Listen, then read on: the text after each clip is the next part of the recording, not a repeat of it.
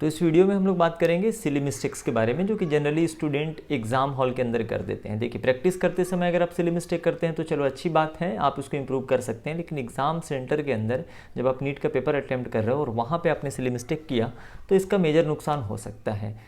मतलब कि जो क्वेश्चन आपको आता था, जिसको आप सही अटैम्प्ट कर सकते थे, तो किसी कारण से आपने उसको गलत अटैम्प्ट कर दिया। अब ये कारण हो सकता है कि जल्दीबाजी में आपने किया होगा या केयरफुली आपने क्वेश्चन को रीड नहीं किया।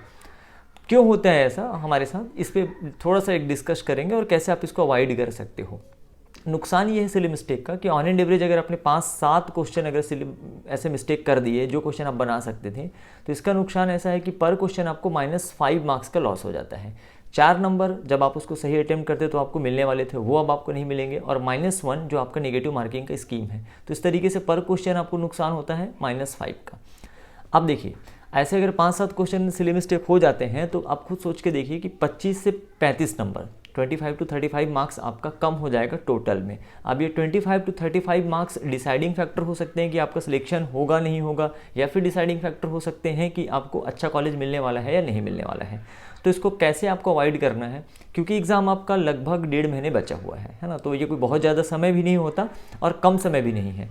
तो अपने प्रिपरेशन के स्ट्रेटजी को लास्ट मोमेंट पे ऐसा रखो कि एग्ज़ाम हॉल के अंदर आपसे सिली मिस्टेक ना हो। 2 चीज़ें आपको ध्यान रखनी है। रीडिंग की जो हैबिट है आपकी, पढ़ने की जो आदत है, सही रिसोर्सेज से। अगर बायोलॉजी सब्जेक्ट की बात करूँ तो सबसे सही रिसोर्स है एनसीईआरटी का टेक्स्ट बुक। 11th और 12th में जो एनसीईआरटी की टेक्स्ट बुक है, उसको पढ़ने की जो आदत है उसको बनाए रखो अप टू योर एग्ज़ाम। जिस तरीके से आप रिवाइज़ कर रहे हो या जिस तरीके से आप पढ़ रहे हो, तो अपने नोट्स पढ़िए, ठीक है। और एनसीईआरटी का जो टेक्स्ट बुक है, इनको भी आप पढ़ते रहिए। साथ ही साथ में जब आप प्रैक्टिस करते हो तो जिन क्वेश्चंस को प्रैक्टिस के समय आपने सिली मिस्टेक किया है, तो उसको स्पेशली टिक करके रखो कि भाई आप कहाँ पे गलत कर सकते हो, कहाँ पे आपका पेन जो है फिसल जाता है और आप गलत कर देते हो। स्पीड मेंटेन करना ज़रूरी है, इसमें कोई डाउट नहीं है, क्योंकि टाइम लिमिट है। चाहे प्रिपरेशन की बात करें तो 45 दिनों में आपको करना है, 45 to 50 डेज़ अभी जो बचे हुए हैं। प्लस एग्जाम हॉल के अंदर भी आपके पास अनलिमिटेड टाइम नहीं है कि आप उसको घंटों बैठ के बनाते रहो। तो डेफिनेट सी बात है कि स्पीड आपको मेंटेन रखना है, लेकिन ये स्पीड मेंटेन रखने के साथ साथ आपको एक्यूरेसी पे भी ध्यान देना होता है। और जहां आपकी स्पीड कम हुआ या एक्यूरेसी कम हुई तो नो डाउट आपको नुकसान होना है। स्पीड कम होना है, अगर कम हो जाता है तो आप पूरे क्वेश्चन अटेम्प्ट नहीं कर पाओगे। एक्यूरेसी कम होती है तो आप सिली मिस्टेक करोगे।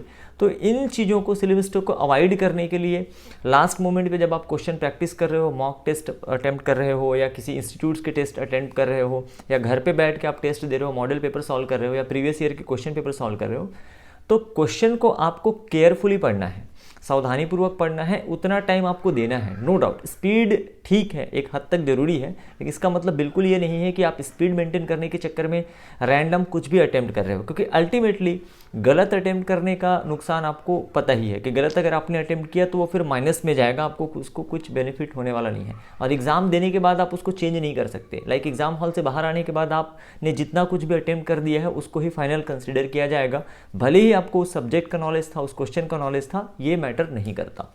व्हाट इज़ इंपॉर्टेंट कि आपने OMR शीट में क्या अटेम्प्ट किया है। तो कोशिश करिए कि जब आप क्वेश्चन पढ़ रहे हो तो उसको केयरफुली पढ़ें, सावधानीपूर्वक पढ़ें, पूरा पढ़ें, और चारों ऑप्शंस को प्रॉपर तरीके से पढ़ने के बाद ही फाइनल अटेम्प्ट करें। पहली चीज़ अपने अभी जो प्रैक्टिस कर रहे हैं उसमें भी, और एग्जाम हॉल में जब आप अटेम्प्ट करेंगे उसमें भी।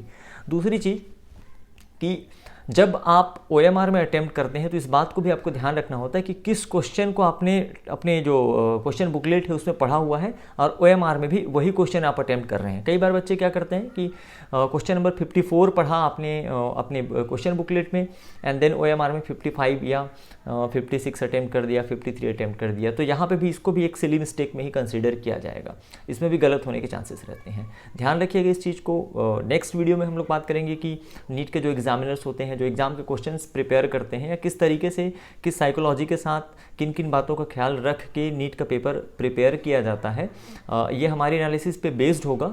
ये आपके लिए हेल्पफुल हो सकता है प्रिपरेशन में, कि आप उस तरीके से अगर प्रिपरेशन करते हो तो आपको लास्ट मोमेंट में काफ़ी बेनिफिट हो सकता है। So that's all for this video. मिलते हैं नेक्स्ट वीडियो में। Thank you very much.